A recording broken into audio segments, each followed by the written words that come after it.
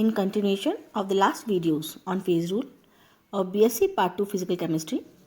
In this video, we are going to study about Raul के नियम से विचलन, that is deviation from Raoult's law, यानी we are going to study about non-ideal solutions.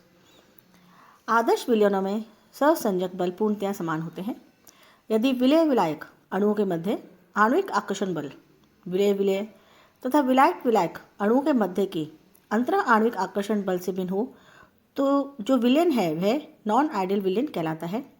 और यह अनादर्श विलयन यानी नॉन आइडियल विलयन राउल के नियम से डेविएशन दर्शाता है। माना कि एक विलयन ए तथा बी अवयवों से बना है।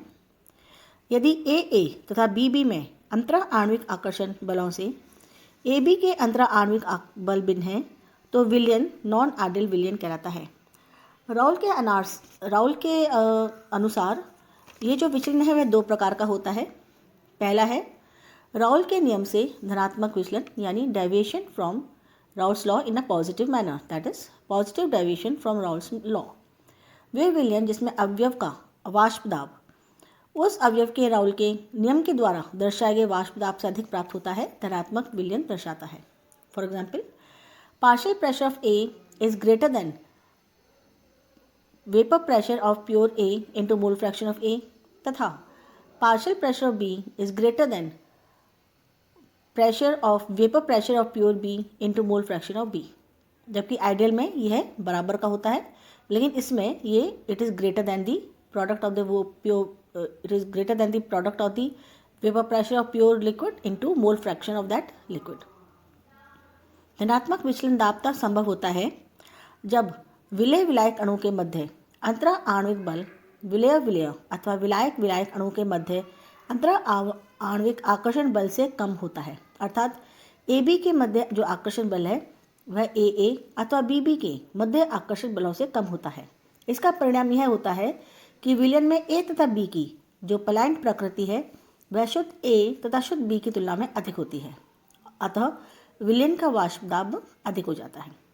अगर हम बात करें कुछ एग्जाम्पल्स की जो धनात्मक विचलन दर्शाते हैं तो फॉर एग्जाम्पल हम देखते हैं एथेनॉल एवं जेल सिस्टम, ईथर एवं acetone system, carbon disulphide and acetone, carbon tetrachloride and methanol, carbon tetrachloride and ethanol, cyclohexane and methanol, carbon tetrachloride एवं टॉलुइन। ये जो 8 सिस्टम्स हैं ये धनात्मक विचलन दर्शाते हैं। अब हम चित्र देखते हैं। इस चित्र में एथेनॉल और जल नॉन आइडियल सिस्टम दिखाया गया है। तो जो हमारा लेफ्ट हैंड है इसमें जो ए है वो 100% है और राइट हैंड जो है उसमें बी है जो हमारा लिक्विड वो 100% है। चित्र में जो बिंदुकित रेखा है वह आइडियल बिहेवियर दर्शाती हैं, जबकि जो कंटिन्यूस रेखा है वह नॉन आइडियल बिहेवियर को दर्शाती हैं। धनात्मक विचलन दर्शाने वाले विलयनों में विलयन बनने पर ऊष्मा अवशोषित होती है, अतः डेल्टा एच मिक्सिंग का मान धनात्मक होता है, अर्थात delta H mixing is greater then 0। इसी प्रकार धनात्मक विचलन दर्शाने वाले विलयन का जो आयतन होता है वह विलय और विलायक के आयतन के योग से अधिक होता है, अतः डेल्टा वी मिक्सिंग का मान धनात्मक होता है। So we can say that जो डेल्टा वी मिक्सिंग है दैट इज इक्वल टू 0। अब हम आते हैं दूसरे प्रकार के नॉन आइडियल सॉल्यूशंस जो कि राउल के नियम के हिसाब से नेगेटिव डेविएशन दिखाते हैं, यानी जो हमारे विलयन हैं उनमें जो विचलन होता है वह राउल के नियम से ऋणात्मक होता है, that is negative deviation from Raoult's law. वे विलयन जिनमें अवयव का वाष्प दाब उस अवयव की राउल के नियम के द्वारा दर्शाए गए वाष्प दाब से कम होता है ऋणात्मक विचलन दर्शाते हैं। अर्थात partial pressure of A is less than vapour pressure of pure A into mole fraction of A तथा partial pressure of B is less than vapour pressure of pure B into mole fraction of B. जबकि जैसा कि हमने देखा है राउल के नियम के अनुसार जो partial pressure of any liquid should be equal to the vapour pressure of that pure liquid into mole fraction of that liquid. ऋणात्मक विचलन तब संभव होता है जबकि विलय विलायक अणुओं के मध्य अंतरा आणविक आकर्षण बल विलय विलय अतः विलायक विलायक अणुओं के मध्य अंतरः आणविक आकर्षण बल से अधिक हो जाता है। अर्थात AB के मध्य आकर्षण बल होता है वह AA अथवा BB के मध्य आकर्षण बलों से अधिक हो जाता है। इसका परिणाम यह होता है कि विलयन में A तथा B की पलायन प्रकृति शुद्ध A तथा शुद्ध B की पलायन प्रकृति की तुलना में कम होती है। अतः विलयन का जो वाष्प दाब होता है वह कम हो जाता है जितना होना चाहिए उससे। अब हम ये एग्जाम्पल दे रहे हैं जिसमें जो लेफ्ट हैंड है उसमें जो A है वो 100% है, राइट हैंड साइड में जो B है वह 100% है। इसमें हम देखते हैं उल्टा ही है, यानी जो बिंदुकित रेखाएं हैं वह सतत रेखा से ऊपर हैं। तो जो बिंदुकित रेखा है वो आइडियल बिहेवियर दर्शाती हैं और जो सतत कंटिन्यूस रेखा है वह नॉन आइडियल बिहेवियर दर्शाती हैं हमारे सॉल्यूशन का, जो कि निगेटिव डेविएशन दिखा रहा है। अगर हम एग्जाम्पल लें non ideal solutions with negative deviation के, तो पहला है acetic acid and pyridine, acetone and chloroform, chloroform and benzene, water and hydrochloric acid, water and nitric acid, acetone and aniline. जैसे कि हमने पहले ही देखा, ये जो चित्र है इसमें ऋणात्मक विचलन दिखाया जा रहा है।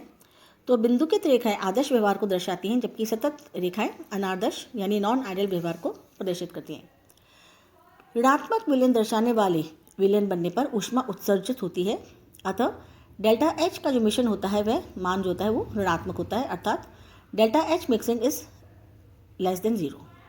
इसी प्रकार ऋणात्मक विचलन दर्शाने वाले विलयन का जो आयतन होता है वह विलेय और विलायक के आयतन के योग से कम होता है, अतः डेल्टा V मिक्सिंग का जो मान होता है वह ऋणात्मक होता है। तो हम कह सकते हैं कि जो डेल्टा V मिक्सिंग है दैट इज लेस देन 0। आते हैं हमारे नेक्स्ट टॉपिक जो कि थ्योरी ऑफ फ्रैक्शनल डिस्टिलेशन यानी प्रभाजी आसवन सिद्धांत। राउल के नियम से यह स्पष्ट है कि जो भिन्न भिन्न सांद्रताओं के विलयन होते हैं उनके वाष्प दाब भिन्न भिन्न होते हैं, अतः इन विलयनों के जो बॉइलिंग पॉइंट होते हैं वह भी भिन्न भिन्न होते हैं।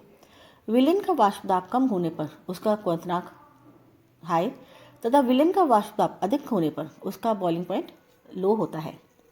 अगर हम बॉइलिंग पॉइंट की डेफिनेशन देखें तो बॉइलिंग पॉइंट वह ताप होता है जिस पर विलयन का वाष्प दाब बाह्य दाब के बराबर होता है, उससे हम विलयन का बॉइलिंग पॉइंट कहते हैं। जिस विलयन का वाष्प दाब कम होता है उसको बाह्य दाब के बराबर करने के लिए हमें हाई टेम्परेचर तक गर्म करना पड़ता है, अतः बॉइलिंग पॉइंट अधिक होता है। इसी प्रकार अधिक वाष्प दाब के विलयन को बाह्य वाष्प दाब के बराबर करने के लिए हमें कम गर्म करना पड़ता है, अतः उसका बॉइलिंग पॉइंट कम होता है।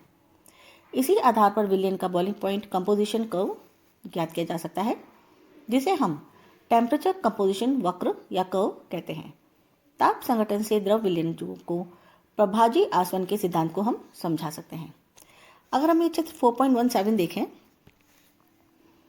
तो इस चित्र 4.17 में जो PVQ है वह क्वथनांक वेपर कंपोजिशन वक्र है तथा जो PLQ कर्व है वह बॉइलिंग पॉइंट लिक्विड कंपोजिशन वक्र है। द्रव का वक्र नीचे की ओर तथा यानी वक्र का कर्व नीचे की ओर और जो वाष्प है उसका कर्व ऊपर की ओर होता है, क्योंकि स्थिर दाब पर क्वथनांक से अधिक ताप पर ही वाष्प प्रावस्था हो सकती है। माना कि A और B से बने विलयन का संगठन Y है और इस विलयन को गर्म करने पर इसका वाष्प दाब बढ़ता है और एक ताप Ty पर स्थिर हो जाता है जो कि बाह्य दाब के बराबर है। अतः Ty संगठन Y के विलयन का क्वथनांक है। Ty ताप पर वाष्प प्रावस्था का संगठन Z है, जिसमें कि अधिक वाष्पशील अवयव B की प्रतिशतता अधिक है। यदि इस वाष्प को संगठित कर लिया जाए तो Z संगठन का विलयन प्राप्त हो जाता है। यह विलयन Tz ताप पर उबलने लगता है और इस ताप पर प्राप्त वाष्प प्रावस्था का जो संगठन है वह Z होता है, जिसमें कि B की प्रतिशतता और अधिक हो जाती है। यदि बार बार इस प्रक्रम को दोहराया जाता है तो अंत में फाइनली हमें शुद्ध B जो कि अधिक वाष्पशील है उसके वाष्प को पृथक किया जा सकता है। वक्र सिद्धांत को और अधिक स्पष्ट करने के लिए हम टॉल्यूइन बेंजीन विलयन के द्रव वाष्प प्रावस्था आरेख का अध्ययन करते हैं। तो अगर हम देखें तो वाष्प कंपोजिशन कर्व और टॉल्यूइन और बेंजीन की बात करें तो ये है हमारा, जिसमें x एक्सिस पर कंपोजिशन है और y हमारा टेम्परेचर एक्सिस है। लेफ्ट हैंड कॉर्नर पर जो टॉल्यूइन है वो 100% है और राइट हैंड कॉर्नर पर जो बेंजीन है वह 100% है। चित्र के अनुसार टॉल्यूइन बेंजीन का 50% मोल प्रतिशतता का विलयन 92.5 डिग्री सेंटीग्रेड पर उबलता है। इस ताप पर वाष्प प्रावस्था में बेंजीन का मोल प्रतिशत 71.5 तथा टॉल्यूइन का 28.5 है। इस वाष्प को संघनित करने पर इसी मोल प्रतिशतता का विलयन प्राप्त होता है। इस मोल प्रतिशतता के विलयन को गर्म करने पर यह 86.2 डिग्री सेंटीग्रेड पर उबलने लगता है। इस ताप पर इसकी वाष्प प्रावस्था में बेंजीन का मोल प्रतिशत 86 तथा टॉल्यूइन का 14% होता है। इस प्रकार विभिन्न ताप पर प्राप्त वाष्प प्रावस्था को संघनित कर फिर वाष्प में बदलने और अधिक वाष्पशील द्रव बेंजीन की प्रतिशतता बढ़ती जाती है और अंत में शुद्ध बेंजीन पृथक की जा सकती है। और जो रिमेनिंग लिक्विड होता है विलयन में, यानी जो बेंजीन है वो तो पृथक हो चुका है और जो पीछे बचता है वह शुद्ध टॉल्यूइन होता है प्योर स्टेट में। अब हम आते हैं हमारे दूसरे टॉपिक जो कि है temperature vapour pressure curve for non ideal solution. तो सबसे पहला हम देखते हैं azeotropic mixture. Non ideal solution जो कि राउल के नियम से विचलन दर्शाते हैं, उनके अवयवों को प्रभाजी आसवन के द्वारा पृथक नहीं किया जा सकता है क्योंकि ये एक स्थिर एजियोट्रॉपिक मिक्सचर बनाते हैं। एक निश्चित संगठन का वह विलयन जो कि एक निश्चित ताप पर उबलता है तथा इस ताप पर विलयन एवं वाष्प प्रावस्था का संगठन समान रहता है, एजियोट्रॉपिक मिक्सचर कहलाता है। एजियोट्रॉपिक मिक्सचर दो प्रकार के होते हैं। पहला, कुछ लिक्विड कपल जो राउल के नियम से धनात्मक विचलन दर्शाते हैं, ये न्यूनतम ताप पर स्थिर हो जाते हैं, यानी ये मिनिमम बॉइलिंग एजियोट्रॉप बनाते हैं। और वो द्रव युग्म जो राउल के नियम से ऋणात्मक विचलन दर्शाते हैं, यह अधिकतम ताप स्थिर क्वाथी मिश्रण, यानी ये जो द्रव युग्म होते हैं ये मैक्सिमम बॉइलिंग एजियोट्रॉप बनाते हैं। तो यहाँ पे हम पहले पढ़ते हैं न्यूनतम ताप स्थिर क्वाथी मिश्रण यानी मिनिमम बॉइलिंग पॉइंट एजियोट्रॉप। वे द्रव युग्म जो कि राउल के नियम से धनात्मक विचलन दर्शाते हैं, इस प्रकार के स्थिर क्वाथी मिश्रण बनाते हैं, यानी मिनिमम बॉइलिंग पॉइंट एजियोट्रॉप के जो स्टेबल मिश्रण बनाते हैं। अगर हम इस को देखें तो ये जो हमारा चित्र है, इस चित्र में इस प्रकार के द्रव युग्म को दिया गया है। चित्र में जो बिंदु M है, यानी दिस पॉइंट M, वह न्यूनतम ताप है जिस पर वायु संगठन की वाष्प प्रावस्था है। अतः यह बिंदु स्थिर क्वाथी मिश्रण का संगठन तथा ताप जो स्थिर ताप है वह TA प्रदर्शित करता है।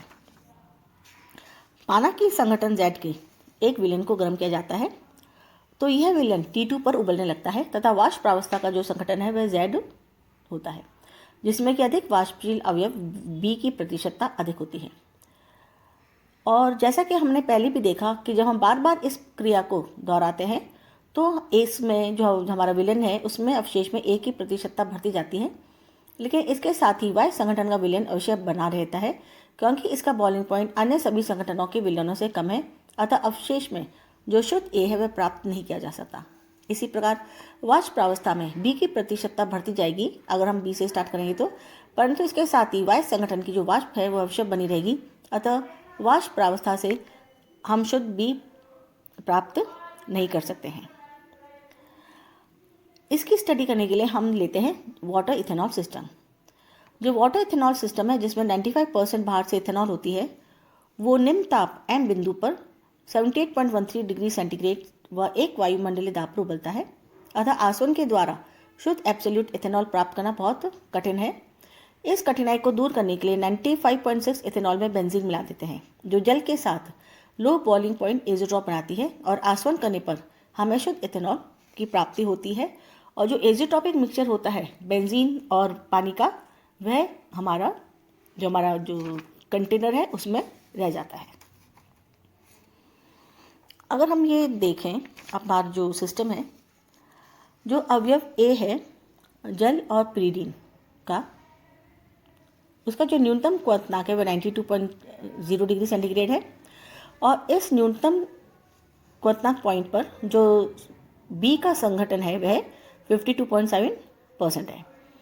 इसी प्रकार अगर हम जल और इथेनॉल का संगठन लेते हैं, का मिश्रण लेते हैं यानी विलयन लेते हैं, तो जो मिनिमम बॉइलिंग पॉइंट आता है वो 78.1 आता है और इस पॉइंट पर बी का जो कंपोजिशन आता है वो आता है 95.5।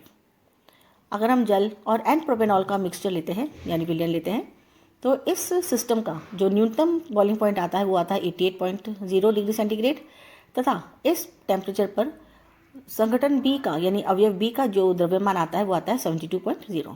इसी प्रकार बेंजीन और एसिटिक एसिड का जो अगर हम विलयन लेते हैं तो इसमें जो मिनिमम बॉइलिंग पॉइंट जो पॉइंट आता है वो आता है 80.1 डिग्री सेंटीग्रेड और इस टेम्परेचर पर बी अवयव का जो द्रव्यमान होता है वो होता है 2.0%। इसी प्रकार अगर हम कार्बन डाइसल्फाइड और एथिल एसीटेट का कंपोजिशन विलयन लेते हैं तो इस सिस्टम का जो मिनिमम बॉइलिंग पॉइंट आता है 46.0 डिग्री सेंटीग्रेड और इस पॉइंट पर जो संगठन बी का द्रव्यमान आता है वो आता है 3.0।